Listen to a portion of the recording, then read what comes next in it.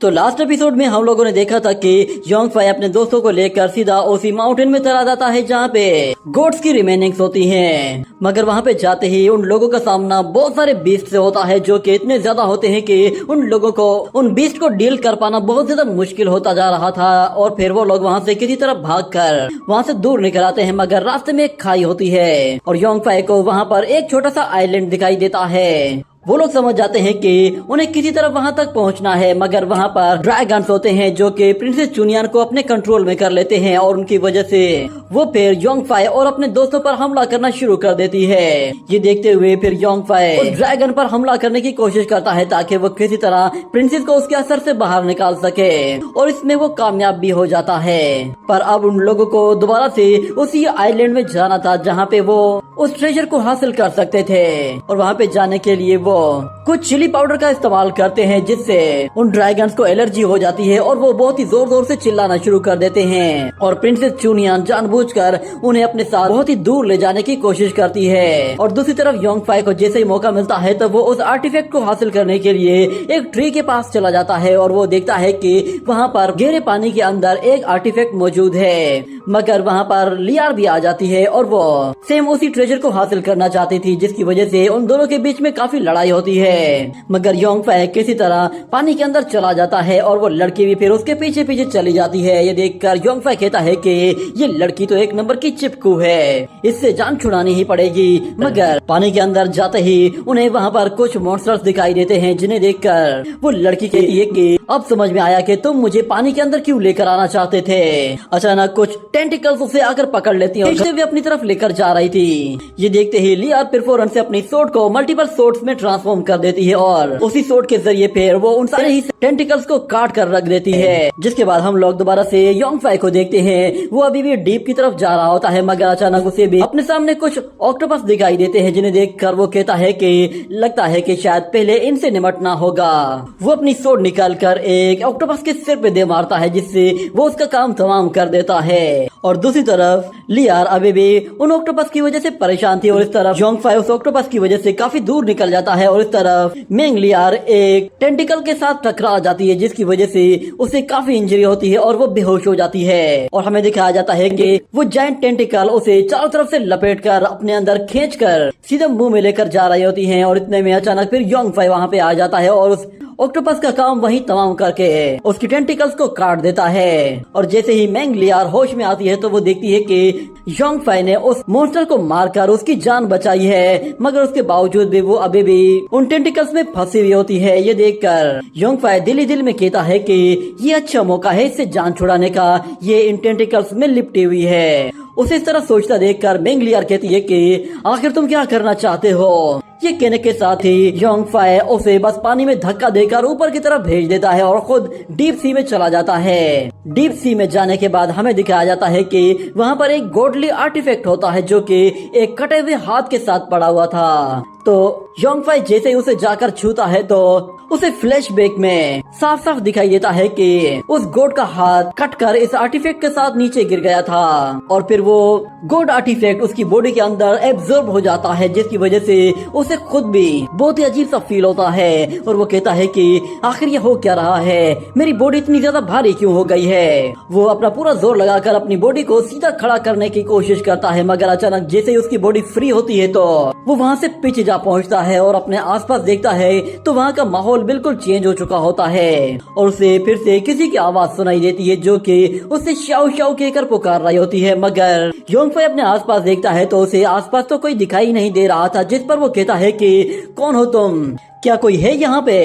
इतने में फिर उसे एक शेडो दिखाई देता है और वो शेडो योंग फाई से कहता है कि जब तक गॉड पावर डिस्ट्रॉय नहीं हो जाती तब तक हमारे पास एक उम्मीद है। सभी डीमंस और गॉड्स हेवन को प्रोटेक्ट कर सकते हैं और तुम्हारे जीतने के बहुत ज्यादा चांसेस भी हैं। ये सुनकर योंग फाई कहता है कि आप किसके बारे में बात कर रहे हैं। तो वो शेडो से कहता है कि तुम्हें ये सब कुछ बहुत ही ज्यादा अजीब सा लगेगा मगर मुझे लगता है कि हम लोग बहुत जल्द दोबारा से मिलने वाले हैं। ये सुनते ही योंग फाई कहता है कि फादर क्या ये आप हैं। वो उसकी तरफ जैसे आगे बढ़ता है तो वो शेडो अचानक से गायब हो जाता है जिस पर योंग फाई भी हैरान रह जाता है। और फिर इतने में अचानक उसे एक और आवाज सुनाई देती है जो कि यूशिन की होती है वो योंगफाई से कहती है कि जब तुम बूढ़े हो जाओगे तब तुम मुझे भूल तो नहीं जाओगे। यूशिन को देखकर योंगफाई बिल्कुल हैरान सा रह जाता है, मगर उसे यूशिन की शक्ल में फिर लियार दिखाई देती है जो कि उसे बचाने के लिए आ रही थी, क्योंकि एक ऑक्टोपस ने उसे पकड़ा हुआ होता है और वो पानी के अंदर डूब रहा था। मगर लियार फौरन से उसके पास आते ही अपनी सोड निकाल कर उस ऑक्टोपस के टुकड़े टुकड़े करके योंगफाई की उससे जान बचा लेती है, क्योंकि योंगफाई अभी भी टेंटिकल्स में जकड़ा हुआ होता है। तो लियार उसके पास आते ही उससे कहती है कि वो गॉड आर्टिफैक्ट तो मेरा है, तुम जाओ यहाँ से। योंगफाई ऊपर की तरफ चला जाता है और दूसरी तरफ वो लड़की उसी आर्टिफैक्ट को लेने के लिए नीचे चली जाती है, मगर नीचे एक सिर्फ हैंड ही होता है। उस हैंड में मौजूद गॉड आर्टिफैक्ट तो योंगफाई की बॉडी के अंदर पहले ही चला गया था। वो लड़की उस गॉड हैंड को देखते हुए कहती है कि मैं इसके अंदर माउंटेन एंड सी की एनर्जी को फील क्यों नहीं कर पा रही, मगर आसपास अभी भी सी मॉन्स्टर्स घूम रहे होते हैं, जिस पर वो कहती है कि ये जगह यहाँ पे रुकने के लिए बिल्कुल भी सूटेबल नहीं है, मुझे इस गॉड हैंड को यहाँ से लेकर जाना होगा। ये कहते हुए वो उस हैंड को बाहर निकालने की कोशिश करती है और जैसे तैसे करके वो उसे बाहर निकाल ही लेती है, मगर अचानक से वो जमीन हिलने लगती है और लड़की को बहुत ही जोर जोर से किसी के चिल्लाने की आवाज सुनाई देती है। वहाँ पर बहुत बड़ी बड़ी टेंटिकल जमीन से बाहर निकल आती है। इस तरफ हमें दिखाया जाता है योंगफाई को जो कि पानी से बाहर आ गया था, मगर अभी भी वो टेंटिकल्स में लिपटा हुआ था। अचानक उसे भी वही जोरदार आवाज सुनाई देती है, जिसकी वजह से वो पूरा का पूरा स्पिरिचुअल ट्री ही हिलने लगता है। ये देखकर योंगफाई समझ जाता है कि यहाँ कोई मुसीबत आने वाली है। वो फौरन से खुद को छुड़ाते हुए पानी के अंदर चला जाता है। जैसे योंगफाई पानी के अंदर जाता है तो उसे अपने हाथ के अंदर उसी गॉड आर्टिफैक्ट की एनर्जी को दिखाया जाता है। योंगफाई उस एनर्जी को देखकर कहता है कि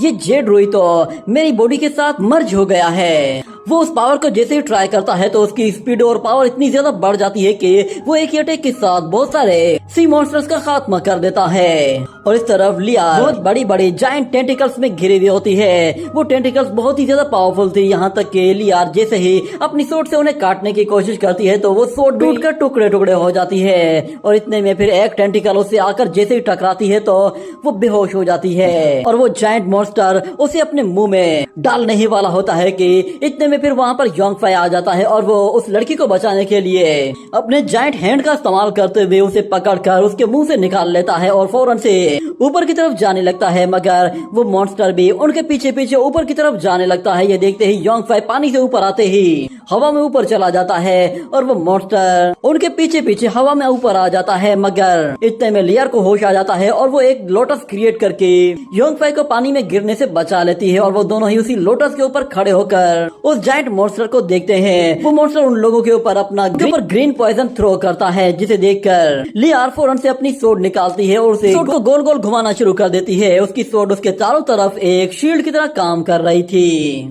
मगर वो लिक्विड इतना ज्यादा होता है कि लियार उसे ज्यादा देर तक होल्ड नहीं कर पा रही थी। ये देखकर योंगफाई के दिमाग में एक आइडिया आता है और वो फौरन से अपनी लेजेंडरी कमान बाहर निकालता है और सीधा उस पर निशाना लगाते हुए एरो को जैसे ही छोड़ता है तो वो एरो सीधा उस ऑक्टोपस के मुंह के अंदर चला जाता है, जिसकी वजह से वो ऑक्टोपस वहीं ढेर हो जाता है। मगर वो लोग देखते हैं कि उस ऑक्टोपस के मरने के बाद अचानक से उसकी बॉडी फूलना शुरू हो गई है, जिस पर वो लोग कहते हैं कि इसकी बॉडी तो एक्सप्लोड करने वाली है। मगर लियार कहती है कि अगर ये एक्सप्लोड हो गया तो फिर हम लोग यहाँ से बाहर नहीं निकल पाएंगे, क्योंकि ये हमारे बाहर निकलने के रास्ते के बिल्कुल सामने पड़ा है। तो योंगफाई कहता है कि क्या तुम्हारे पास इसका कोई सोल्यूशन है? तो वो लड़की कहती है कि नहीं, अगर मैं अपनी सारी की सारी पावर भी इस लोटस के जरिए यूज करूँ तो भी शायद मैं इसे इसकी जगह से नहीं हटा सकती, ना ही मैं इस एक्सप्लोजन को ज्यादा देर तक ब्लॉक कर पाऊंगी। तो योंगफाई कहता है कि ठीक है, तो फिर हमारे पास और कोई रास्ता नहीं। वो कहते ही वो जायंट हैंड क्रिएट करके उस ऑक्टोपस के बिल्कुल करीब चला जाता है, जिस पर वो लड़की भी हैरान हो जाती है। और फिर जैसे ही ऑक्टोपस एक्सप्लोड होता है तो उसके अंदर से सारा पॉइजन बाहर निकलने लगता है, जिसकी वजह से मैंग लियार अपने चारों तरफ एक शील्ड बना लेती है और योंगफाई अपनी एनर्जी का इस्तेमाल करते हुए दो जायंट हैंड क्रिएट करके उस ऑक्टोपस की बॉडी को कवर कर लेता है, जिसकी वजह से वहाँ पर एक बहुत बड़ा धमाका होता है और योंगफाई लियार के साथ वहाँ से दूर आकर गिरता है। वो एक पहाड़ से नीचे गिरने ही वाला होता है कि वो लियार को धक्का देकर पीछे फेंक देता है और खुद उस पहाड़ से नीचे जा गिरता है और गिरते हुए वो उससे कहता है कि उस जायंट हैंड को संभाल कर रखना। और दूसरी तरफ मैंग लियार वो उस जायंट हैंड को देखकर वहीं पर ही बेहोश हो जाती है। अगले सीन में हमें दिखाया जाता है कि मेंग लियार शेनलान अकेडमी वापस आ चुकी होती है और वो एक बिस्तर पर पड़ी हुई थी और केविन जुओ उसके पास में बैठा हुआ था। वो पिछले 2 दिन से उसकी केयर कर रहा था। वो उसके हाथ को छूने की कोशिश करता है मगर डर के मारे वापस पीछे हटा देता है। और इतने में फिर वहाँ पर सीनियर लानफेंग आ जाता है जो कि केविन से कहता है कि जूनियर, तुम पिछले 2 दिन और 2 रातों से यहाँ पे मौजूद हो और अभी तक तुम सोए भी नहीं हो। तुम जाकर आराम करो, मैं थोड़ी देर के लिए लियार का ख्याल रखता हूँ। मगर इस तरफ केविन कहता है कि जब तक जूनियर मेंग होश में नहीं आ जाती तब तक मैं यहाँ से बाहर नहीं जाऊंगा। मगर लानफेंग उससे कहता है कि सुनने में आया है कि मेंग लियार की सारी स्पिरिचुअल एनर्जी उन गोड्स रिमेनिंग्स ने एब्जॉर्ब कर ली है। इसे पूरी तरह से रिकवर करने में बहुत ज्यादा टाइम लगेगा, इसलिए तुम बात को समझने की कोशिश करो। मगर इतने में अचानक मेंग लियार होश में आ जाती है और कहती है कि क्या मैं सी ऑफ गॉड से वापस आ गई हूँ। ये कहकर वो उठकर बैठ जाती है और कहती है कि मैं यहाँ पे कैसे आई। मगर इस तरफ केविन बहुत ज्यादा खुश हो जाता है और कहता है कि जूनियर, फाइनली तुम होश में आ गई। मगर वो होश में आने के बाद कहती है कि मैं तो उस फॉरेस्ट में मौजूद थी, मैं यहाँ पे कैसे आई। तो केविन उससे कहता है कि अपने दिमाग पर जोर मत डालो, तुम इस वक्त बहुत ज्यादा वीक हो, इसलिए तुम्हें थोड़ा सा आराम करना चाहिए। मैं फौरन से जाकर डीन को ये इन्फॉर्म करता हूँ। ये कहकर वो वहाँ से चला जाता है। और दूसरी तरफ लानफेंग उससे कहता है कि 2 दिन पहले तुम मुझे एक पीक के बिल्कुल किनारे पर बेहोश पड़ी हुई मिली थी, पर तुम्हारे हाथ में एक गोड हैंड भी था जिसे तुमने काफी टाइटली पकड़ा हुआ था। डीन ने पर्सनली तुम्हारी बॉडी को अच्छे तरीके से डायग्नोज किया है और उन्होंने कहा है कि तुम्हें कुछ भी नहीं हुआ, सिर्फ तुम्हारी स्पिरिचुअल एनर्जी वो पूरी तरह से खत्म हो गई है। और शुक्र है कि तुम्हारे इंजर्ड होने के बावजूद भी तुम्हारी फाउंडेशन डैमेज नहीं हुई। तुम 2 दिन तक आराम करो, उसके बाद तुम बिल्कुल ठीक हो जाओगी। मगर वो लड़की कहती है कि योंगफाई वो कहाँ है, क्या वो तुम्हें वहाँ पे नहीं मिला। ये सुनकर लानफेंग हैरान हो जाता है और कहता है कि क्या मतलब योंगफाई वहाँ पे नहीं मिला, क्या वो भी वहाँ पे तुम्हारे साथ था और तुम दोनों ने एक साथ मिलकर इस ट्रेजर को तलाश किया है, और क्या वो लड़का अभी भी वहीं पे ही फंसा हुआ है। मगर इतने में वहाँ पे डीन आ जाता है और वो कहता है कि क्या मैंने सही सुना, मेरी बच्ची होश में आ गई है। वो उसे देख कर कहता है कि चलो शुक्र है कि तुम ठीक हो। वो लानफेंग की तरफ देखते हुए कहता है कि ऐसा लग रहा है कि जैसे तुम दोनों किसी बहुत ही इम्पोर्टेंट मुद्दे पर बात कर रहे थे। तो वो लड़की फिर डीन से कहती है कि इस ट्रेजर को मैंने अकेले तलाश नहीं किया, इसे तलाश करने में मेरा साथ योंगफाई ने दिया है। मगर केविन को कहता है कि क्या वो लड़का वहाँ पे चला गया। तो लानफेंग कहता है कि उसे वहाँ पे जाने के लिए मैंने कहा था, क्योंकि वो एग्जाम को पास करना चाहता था और उसके लिए हम लोग उसे एक और मौका देना चाहते थे। ये बात सुनकर डीन उससे कहता है कि ऐसा क्यों लग रहा है कि तुम उस लड़के में कुछ ज्यादा ही इंटरेस्टेड हो। सच में ऐसा बहुत ही कम होता है कि तुम किसी बंदे पर इंटरेस्ट लो। तो लानफेंग बताता है कि मैं इस लड़के के पास्ट के बारे में जानता हूँ। ये लड़का चू किंगडम में रहता था, मगर उससे पहले ये कहाँ था उसके बारे में कोई आइडिया नहीं। तो दूसरी तरफ फिर डीन कहता है कि अगर उस लड़के ने उस आर्टिफैक्ट को छुआ है तो इसका मतलब ये है कि ये लड़का कोई इविल नहीं है। और लियार कहती है कि मैं फौरन से उसे देखने के लिए जा रही हूँ। मगर लानफेंग कहता है कि सिस्टर तुम आराम करो, वैसे भी तुम काफी कमजोर हो चुकी हो और तुम्हारे अंदर बिल्कुल भी एनर्जी नहीं बची, क्योंकि ये सब कुछ मेरी वजह से हुआ है, तो इसलिए मैं खुद उसे लेने के लिए जाऊंगा। जिसके बाद अगले सीन में हम लोग दोबारा से योंगफाई को देखते हैं जो कि एक दरख्त के ऊपर पड़ा हुआ होता है और उसके नीचे गहरी खाई होती है और एक बर्ड उसके ऊपर आकर पोटी कर देता है, जिसकी वजह से उसे होश आ जाता है और वो कहता है कि ये क्या है। वो फौरन से उठकर खड़ा हो जाता है और अपने आसपास देखता है तो वो कहता है कि बाप रे क्या लक है मेरा। और फिर उसे प्रिंसेस चुनियान और डोंग की आवाज सुनाई देती है। वो लोग उसे बाहर ढूंढ रहे होते हैं। इस तरफ योंगफाई उछलते हुए उन्हें आवाज देने की कोशिश करता है तो अचानक वो दरख्त टूट जाता है, जिसकी वजह से योंगफाई नीचे गिरने लगता है। मगर अचानक प्रिंसेस चुनियान भी वहाँ पे आ जाती है और उसे फ्लाइंग टाइगर की मदद से बचाकर वापस उसी माउंटेन के ऊपर ले आती है और उसे डांटते हुए कहती है कि तुम तो मुझे 2 मिनट के लिए भी सुकून नहीं देते, हर वक्त कहीं ना कहीं गायब भी हो जाते हो। और इस तरह फिर कियान भी उससे कहता है कि शुक्र है कि ब्रदर तुम ठीक हो, मुझे तो लगा था कि शायद तुम मर चुके होगे। मगर योंगफाई कहता है कि मैं तुम्हारे सामने खड़ा हुआ हूँ, मुझे क्या हुआ है, और वैसे भी इससे और ज्यादा बुरा क्या हो सकता है। ये कहने की ही देर थी कि अचानक से वहाँ पर वही तीनों ड्रैगन्स वापस आ जाते हैं, जिन्हें देखकर वो लोग कहते हैं कि क्या अब इससे भी कुछ और बुरा होने वाला है। वो ड्रैगन साथ ही साथ ही उन पे जैसे ही हमला करते हैं तो वो लोग बचने के लिए टाइगर शील्ड के चारों तरफ छुप जाते हैं और फिर जान बचाकर यहाँ वहाँ भागना शुरू कर देते हैं, जिसकी वजह से वो ड्रैगन्स उन लोगों पर हर जगह से अटैक कर रहे होते हैं और वो लोग अपनी सोर्ड्स की मदद से उन रूट्स को काटते हुए खुद को बचाने की कोशिश कर रहे थे। और प्रिंसेस चुनियान उससे कहती है कि तुम्हारी जबान ही काली है, तुम अपना मुंह बंद क्यों नहीं रखते। और कियान भी कहता है कि ब्रदर थोड़ी देर के लिए चुप हो जाओ, मैं पहले ही इन ड्रैगन से तंग आ चुका हूँ, क्योंकि ये ड्रैगन पिछले 2 दिन से मेरे पीछे पड़े हुए हैं। और चुनियान भी कहती है कि पिछले 2 दिन से तुम सो रहे थे और ये ड्रैगन हमारी बैंड बजा रहे थे। मगर फिर योंगफाई उन लोगों से कहता है, मुझे तुम्हारी बातें समझ में नहीं आ रही, मैं जानना चाहता हूँ क्या तुम लोगों ने उस मेंगलियर को देखा है। ये सुनकर प्रिंसेस चुनियान गुस्से में कहती है कि तुम्हें अभी भी उस लड़की की पड़ी हुई है। और दूसरी तरफ कियान कहता है कि मैं जानता हूँ कि वो लड़की खूबसूरत है, मगर अभी भी मुझे अपना कुछ उससे हिसाब लेना है। ये कहने के बाद वो लोग ऊपर की तरफ देखते हैं तो वो तीनों ही ड्रैगन्स उन्हें चारों तरफ से घेर लेते हैं और बहुत ही जोर जोर से धाड़ना शुरू कर देते हैं। ये देखते ही वो सब लोग अपनी आंखें बंद कर लेते हैं और योंगफाई उन लोगों से कहता है कि कोई भी इन ड्रैगन्स की तरफ मत देखना। और इतने में वो ड्रैगन अपनी थर्ड आई का इस्तेमाल करते हुए उन्हें कंट्रोल करने की कोशिश करता है, मगर वो लोग उसकी तरफ नहीं देखते। और फिर प्रिंसेस चुनियान कहती है कि अपनी लेजेंडरी बो का इस्तेमाल करो, मगर योंगफाई साफ साफ मना कर देता है और कहता है कि एक काम करो, तुम ही वो बो निकाल कर इन्हें शूट करो, क्योंकि अगर मैंने वो लेजेंडरी बो निकाली तो ये मुझे अपने कंट्रोल में कर लेगा और मुझे पता नहीं चलेगा कि फिर मुझे किसे शूट करना है। वो लोग अभी उन ड्रैगन्स के बीच में फंसे हुए होते हैं और दूसरी तरफ हमें दिखाया जाता है लानफेंग को, जो कि उन लोगों को वहाँ पे देखते ही फौरन से अपने डेगर को ऊपर की तरफ थ्रो करता है, जिसकी वजह से आसमान से एक फ्लेमिंग ड्रैगन नीचे आ जाता है, जो कि वहाँ पे मौजूद तीनों ही ड्रैगन्स को जकड़ लेता है। और वहाँ पे जैसे ही एक धमाका होता है तो वो सारे ही ड्रैगन्स जलने लगते हैं और अपनी जान बचाकर वहाँ से भाग जाते हैं। और इस तरह फिर सीनियर लानफेंग उन लोगों से कहता है कि चलो मेरे साथ चलो। ये कहते ही वो उन्हें अपने साथ वहाँ से लेकर जा रहा होता है। उसे वहाँ पे देखकर कियान कहता है कि सीनियर ब्रदर बहुत बहुत शुक्रिया कि आपने यहाँ पे आकर हमारी हेल्प की, वरना हम तो यहाँ पे मारे जाते।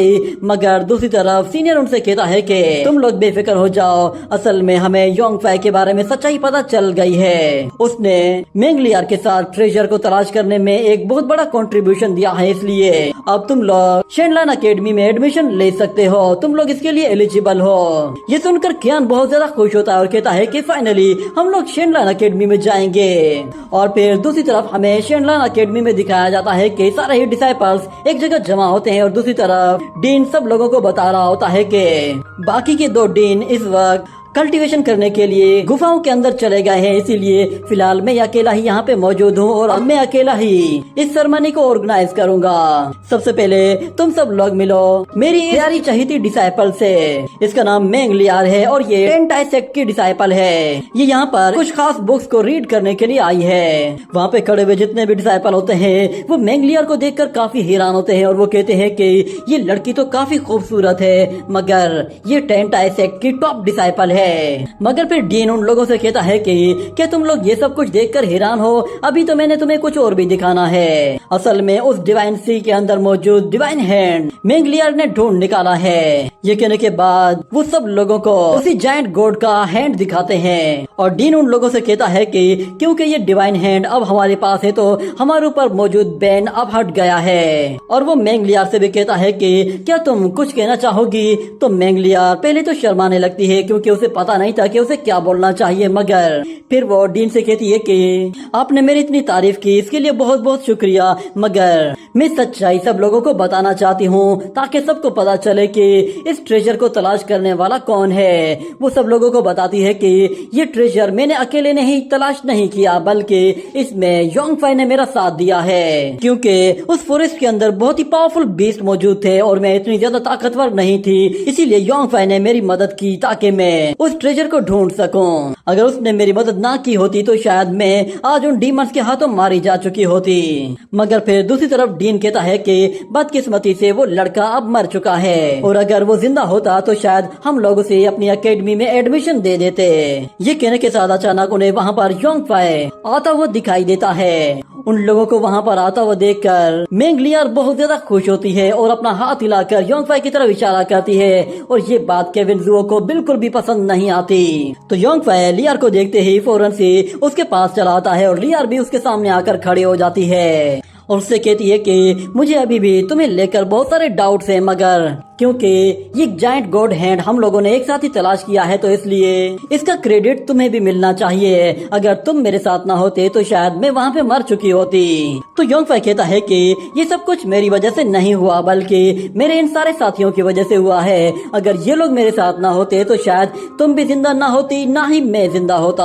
और वैसे भी इन लोगों ने ही तो मेरी उस बैरियर को तोड़ने के लिए मदद की थी। तो इतनी तारीफें सुनने के बाद प्रिंसेस चुनियान कहती है कि ये सारी बातें ये मुझे नहीं बोल सकता था। मगर फिर दूसरी तरफ केविन जुओ कहता है कि जरा इसकी तरफ देखो तो सही, इसे कितना प्राउड फील हो रहा है। सच में बहुत ही ज्यादा शर्म की बात है। मगर दूसरी तरफ फिर सीनियर लानफेंग आ जाता है और उससे कहता है कि अगर तुम भी उस रून फॉरेस्ट में जाकर इस तरह का कुछ लेकर आना चाहते हो तो तुम भी वहाँ पे जा सकते हो, ताकि तुम्हें भी तो पता चले कि वहाँ से जिंदा वापस आ पाना ही कितना मुश्किल है। और दूसरी तरफ फिर डीन कहता है कि सुनो बच्चे, ये ट्रेजर किसने तलाश किया है इसके बारे में हमें पता चल चुका है। मगर फिर योंगफाई अपने दोस्तों से कहता है कि तुम लोग मेरे साथ आ जाओ। वो उन्हें लेकर डीन के पास खड़ा हो जाता है और कहता है कि इस ट्रेजर को मैंने अकेले तलाश नहीं किया, बल्कि ये ट्रेजर हम सब लोगों ने एक साथ मिलकर तलाश किया है। मैं चाहता हूँ कि इसका क्रेडिट हम सबको मिलना चाहिए, क्योंकि एक दूसरे के बगैर हम लोग बिल्कुल अधूरे हैं। उसका ये रिएक्शन देखकर डीन भी उससे काफी इम्प्रेस हो जाता है और कहता है कि तुम तो सच में काफी समझदार हो। वो सब लोगों से कहता है कि योंगफाई और उसके दोस्तों ने मेंग लियार की इस ट्रेजर को ढूंढने के लिए मदद की है, तो इसलिए हम सब लोग उनके इस कंट्रीब्यूशन की वजह से इन्हें अपनी अकेडमी का एक डिसाइपल अनाउंस करते हैं। ये बात सुनकर दूसरी तरफ कियान बहुत ज्यादा हैरान हो जाता है और उसे खुशी के मारे आंखों में आंसू आ जाते हैं और वो कहता है कि फाइनली मैं शेंडन अकेडमी का डिसाइपल बन गया। और प्रिंसेस चुनियान भी कहती है कि चलो अब कुछ और भी ज्यादा मजा आने वाला है। मगर इस तरफ योंगफाई की नजरें अभी भी उसी लाइब्रेरी की तरफ होती हैं जहाँ पे वो एंशिएंट बुक्स होती हैं। वहाँ पर हमें एक बर्ड को दिखाया जाता है। उस बर्ड के जरिए कोई बंदा उन लोगों के ऊपर नजर रख रहा था। वो बंदा उन्हें देखते हुए कहता है कि आखिर वो जेड रुई डीप सी के अंदर से अचानक से गायब कैसे हो गई। पर खैर वैसे भी उस गॉड आर्टिफैक्ट के बारे में कोई भी कुछ भी नहीं जानता। मगर मेरे लिए इतना ही काफी है कि ये डिवाइन ब्लड इस अकेडमी में एंटर हो चुका है। अब मैं अपना वो अधूरा काम पूरा कर सकता हूँ। ये कहने के साथ ही ये एपिसोड यहीं पे ही एंड हो जाता है।